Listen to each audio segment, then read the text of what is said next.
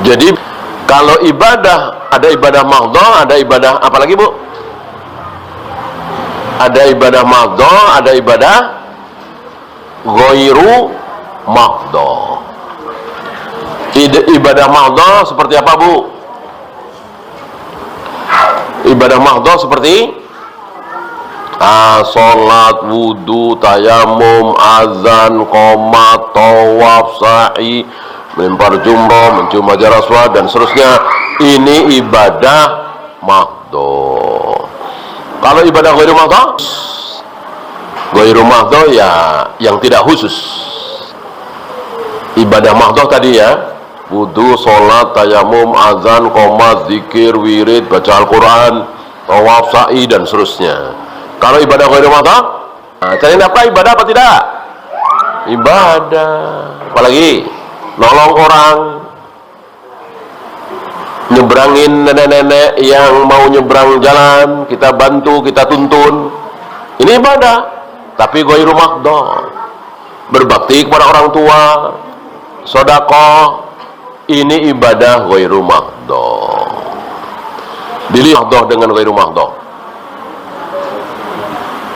Bisa bedain?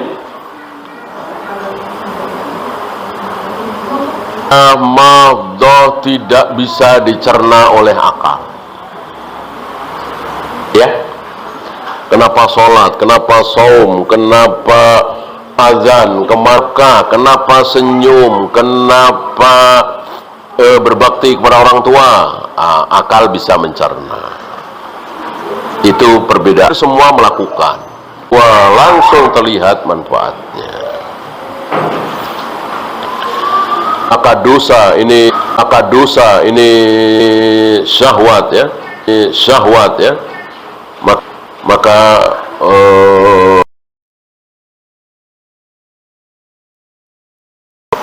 kecuali dia mengatakan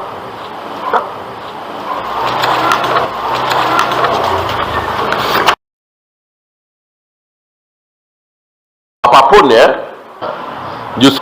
justru disebut mahram itu karena tidak boleh nikah. Buyut ke atas, otomatis orang tua dengan anak, cucu, itu pun mahram. Nah, wanita yang safar itu apa, Bu?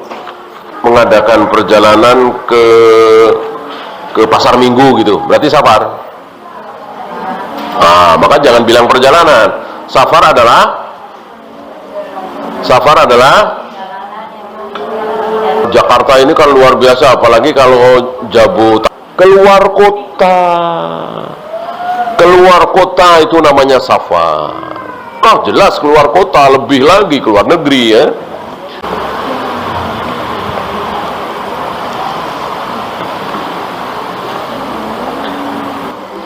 Kalau pendapat ulama banyak, wanita haid oleh Nabi dilarang berapa?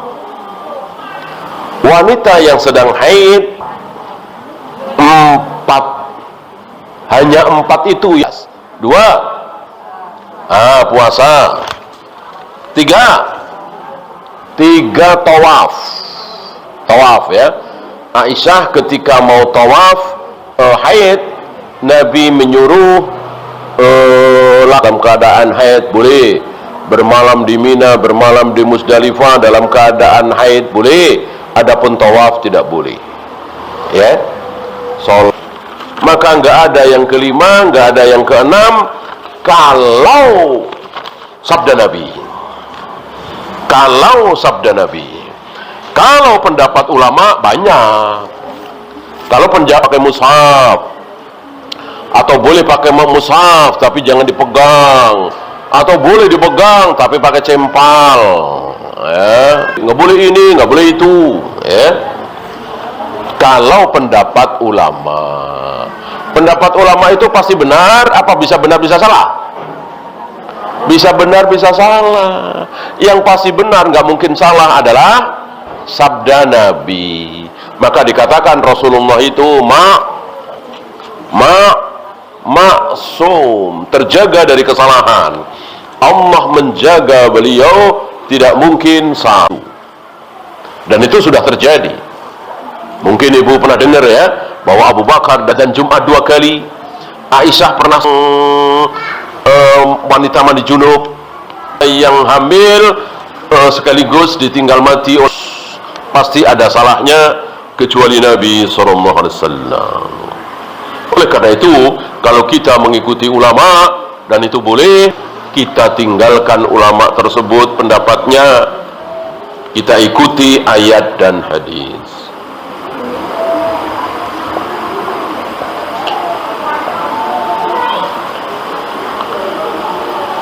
Maksudnya di depan jenazah atau pahalanya untuk jenazah, bid'ah. Bid'ah.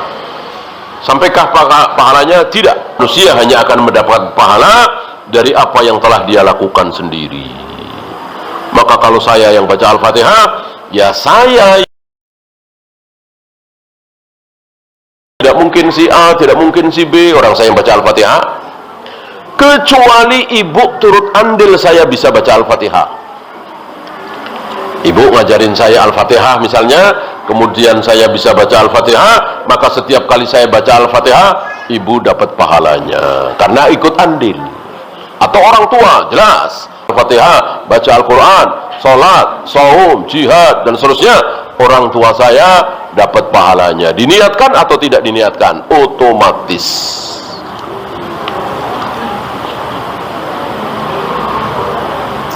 Maka ibu kalau pengen dapat aliran pahala baca Al-Fatihah, dan itu besar sekali, ibu cari anak-anak umur 3 tahun, 4 tahun yang belum pada hafal Al-Fatihah. Nak, sini nak, dek, sini dek, ayo ngaji. Ibu tuntun Al-Fatihah, Bismillahirrahmanirrahim.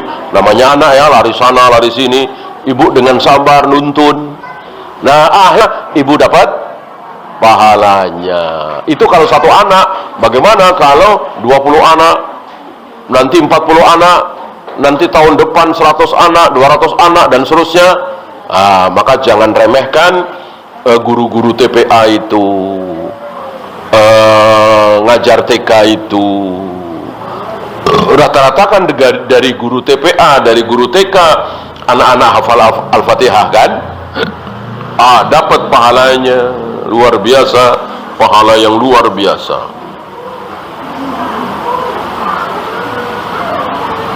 Apakah ada tuntunan setelah sholat subuh, zuhur, asar, maghrib, isya kita harus membaca surat tertentu? Tidak ada. Tidak ada, sama sekali tidak ada. Yang ada ayat kursi, yaitu ada ayat kursi. Setelah selesai sholat 5 waktu, maka tidak ada yang menghalangi dia masuk surga kecuali al-maut, kematian. Maksudnya kecuali kalau dia tidak mati. Karena orang tidak mati tentu tidak mungkin masuk surga. Jaminan surga bagi orang yang selalu baca Al-Fatihah setelah selesai sholat 5 waktu. Ya.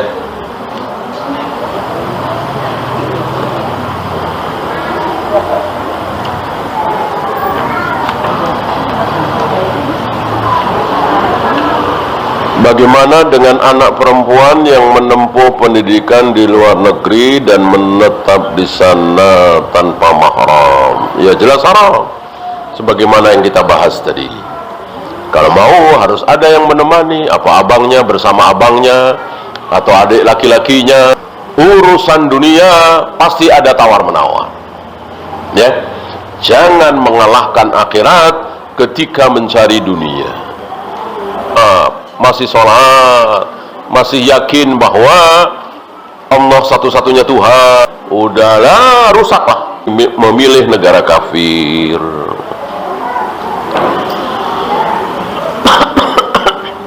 Islam tentu boleh ya, kita titip takang, boleh-boleh saja. Dan nanti emas yang 5 kilo jadi berapa? Jadi berapa kilo? Jadi berapa kilo? Ya tetap 5 kilo lah.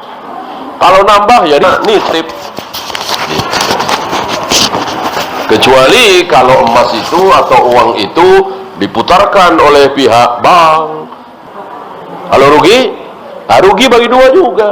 Artinya uang kita yang 50 juta bisa tinggal 10 juta, bahkan tidak mustahil habis, tergantung nanti hasil perputaran itu. Namanya usaha kan bisa untung bisa rugi, bahkan bisa bangkrut. Ini sunnah. Kalau ngomongnya untung terus, itu haram, nggak boleh. Yang terjadi selama 20 tahun, namun dari tahun kelima tidak ada nafkah lahir dan batin. Saat ini pihak istri sudah meminta cerai. Ya, tidak diberi nafkah, ini satu di antara 4 alasan.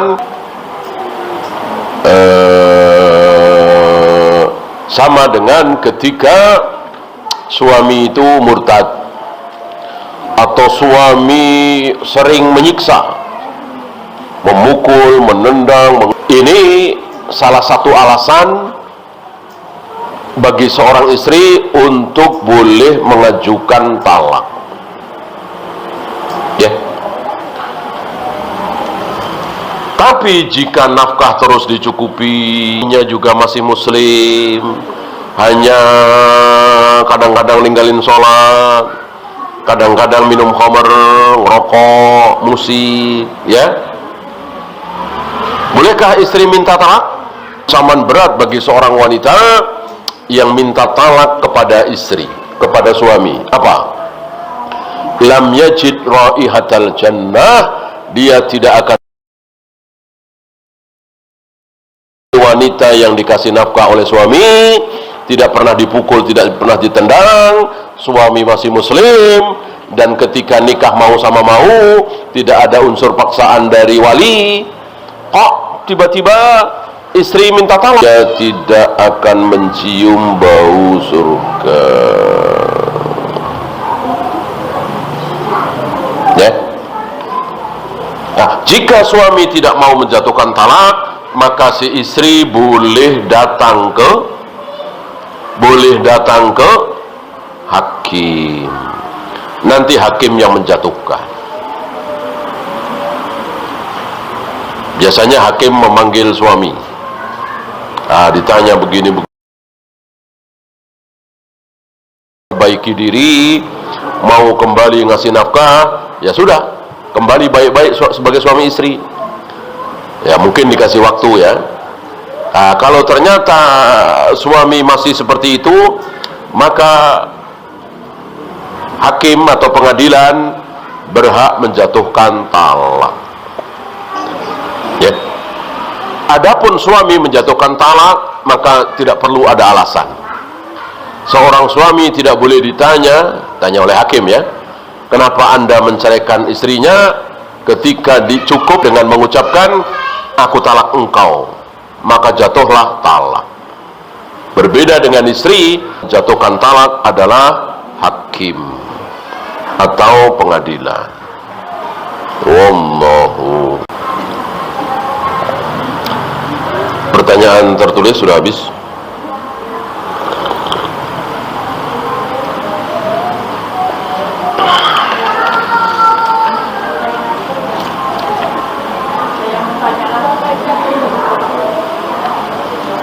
Saya pulang.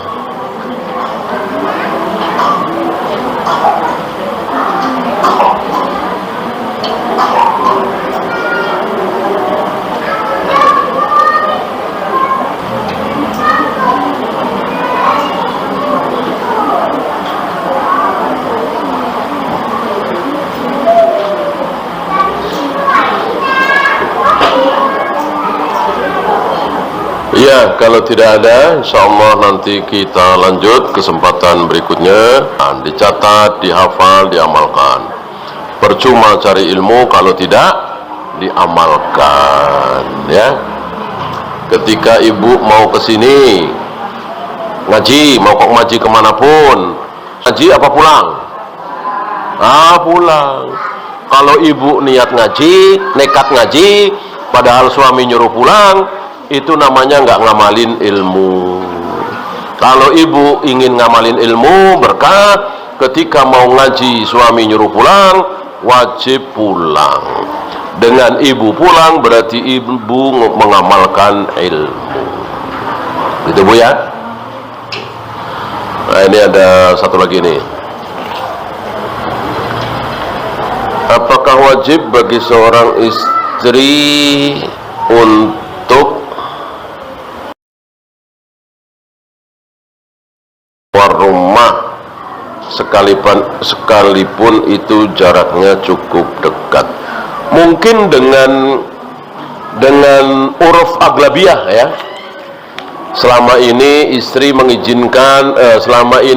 diizinkan oleh suami untuk naik motor ke adiknya yang jaraknya cuma 7 menit 10 menit. Ya udah, ketika suami di kantor, apalagi keluar kota, ya boleh ke tempat adiknya, ke tempat kakaknya, ke tempat orang tuanya yang naik motor atau mobil, jaraknya 10 menit 7 menit. Kamu jangan kemana-mana. Kalau mau kemana-mana, walaupun cuman perjalanan 7 menit 10 menit, telepon abang. Nah, wajib ditaati. Wajib ditaati. Ada kalanya seorang wanita itu diuji dengan suami seperti itu. Ya harus lulus ujian. Orang tua ke saudara, bang, iya walaupun kemanapun. Ya, kalau suami seperti itu, ya wajib ditaati. Nah, ada kalanya suaminya pengertian, nggak apa-apa dek, yang penting aman, nutup aurat, ya, nggak apa-apa. Asal jangan jauh-jauh ke Bekasi misalnya, ya. Nah, jika suami memerintahkan sesuatu yang berat, tapi itu halal, wajib ditaati. Wajib ditaati.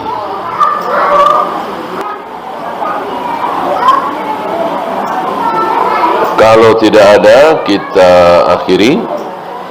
Yang benar dari Allah, yang salah dari saya. Kita tutup.